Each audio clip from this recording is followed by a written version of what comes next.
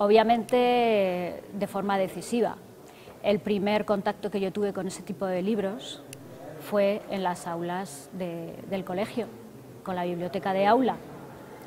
Y bueno, estoy hablando de los años 80, que fue el boom editorial infantil y juvenil, y pues yo tenía en clase los libros de bolsillo de Altea Benjamín, que eran una auténtica maravilla, tenía los álbumes de Miñón, tenía la colección de SM La Torre y la Estrella, y en ese caldo de cultivo pues se fue fraguando una otra vocación, y llegado su momento pues sustituí la vocación del magisterio por la vocación artística.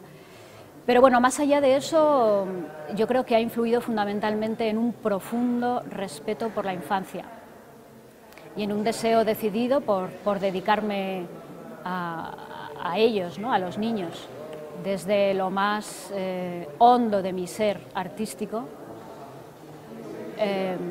no desde la docencia, sí desde la sinceridad, sin afectación, sin imposturas.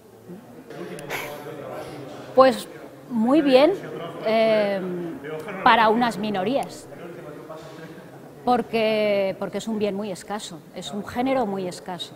Entonces, ¿por qué es un género tan escaso? Pues porque en este país tendemos a ser muy intuitivos, un tanto impulsivos, y es difícil adquirir hábitos de reflexión. Esto cuesta. Decía Antonio Machado que de cada 10 cabezas en este país, una piensa y 9 embisten. Yo no sé si esto cambiará algún día.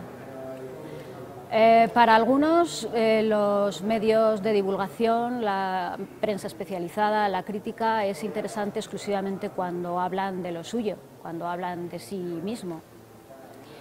Para otros es incluso perjudicial. Algunos tienden a pensar que razonar, analizar, estudiar constriñe y limita la libertad.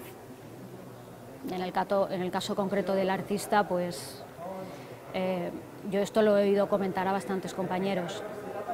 Sin embargo, yo creo que es un entrenamiento muy necesario, y también creo que quien se dedica a la lectura de la divulgación acaba notándolo. Los cambios se suceden a demasiada velocidad, todo sucede demasiado rápido, y es difícil juzgar a lo que nos enfrentamos. La lectura ahora es hiperlectura, y los ritmos de lectura se han acelerado muchísimo, con lo cual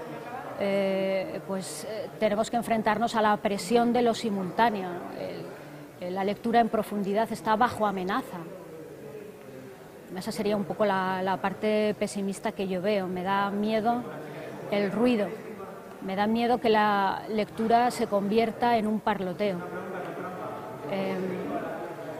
Por otro lado, también pienso que esto es un escenario de cambio y que los cambios son necesarios, de manera que si desenfocamos un poco toda esta situación, nos situamos en el momento histórico en el que estamos, pues hay que pensar que todo cambio es necesario para que lo nuevo se abra camino. También es cierto que en este escenario hay muchas cosas que se están viendo y que de otra forma, con el control que había en las prácticas de antes, pues no se verían. Me acuerdo que una vez, leyendo el Tao Te Ching, me sorprendió encontrar que ya ellos hablaban de que en los tiempos antiguos los sabios o la gente se enfrentaba de forma holística a los cambios y estudiaba lo que de nuevo tenían y cotejaba con lo antiguo, de manera que descartaban de lo antiguo aquello de lo que había que desprenderse y aceptaban de lo nuevo aquello que merecía la pena. Bien, pues que no nos falte el tiempo necesario para poder hacer ese trabajo. La lectura de imágenes no es lectura, es contemplación. Por lo tanto, el valor que añade la imagen es precisamente el de la contemplación. La contemplación de una imagen tiene muchas ventajas con respecto de la lectura. Por un lado, es mucho más inmediata que la lectura. No necesita traductores ni códigos. Tiene convenciones, tiene sus convenciones, pero son mucho más asequibles. Por otro lado, el sistema visual mantiene una relación analógica con aquello a lo que se refiere, con aquello que está representando. Por lo tanto, tiene una capacidad operativa para el pensamiento mucho más concreta que el nivel de abstracción que tiene el lenguaje y el texto. Por eso todas las construcciones de imágenes son mucho, digamos, más enriquecedoras para el pensamiento visual en edades tempranas, por ejemplo. Pero también es cierto que la comunicación visual y la comunicación artística a través de la imagen es un potente aliado gracias a que el lenguaje de la imagen, lenguaje entre comillas, se vincula o digamos afecta muchísimo más que el de la palabra a la memoria y a la mente subconsciente. Y todo lo dicho refundido con un saber hacer, de manera que si toda esa potencialidad de la imagen se trabaja bien, de manera que somos capaces de articular mensajes diciendo lo máximo con lo mínimo, dando a ese mensaje visual su forma perfecta para comunicar, pues tenemos que la imagen es un aliado potentísimo para la expresión. Y si eso lo hace jugando con el texto, de manera que se abordan dos mensajes en uno, pues entonces el relieve de la expresión y de lo que estamos comunicando permite al lector implicarse, interpretar, lo cual es muchísimo más enriquecedor.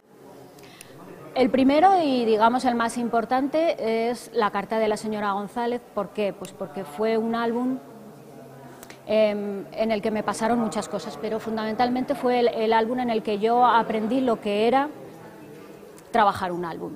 Es decir, estamos hablando del año 1998, cuando yo concebí aquel álbum. Nunca antes había concebido un álbum, había trabajado, de hecho había publicado libros en formato de álbum, pero nunca me había introducido a desarrollar un trabajo de ilustración que realmente fuese más allá del texto y fuese capaz de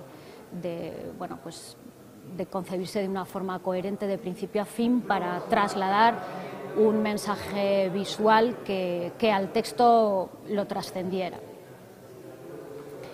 Y el medio es en el que estoy trabajando ahora.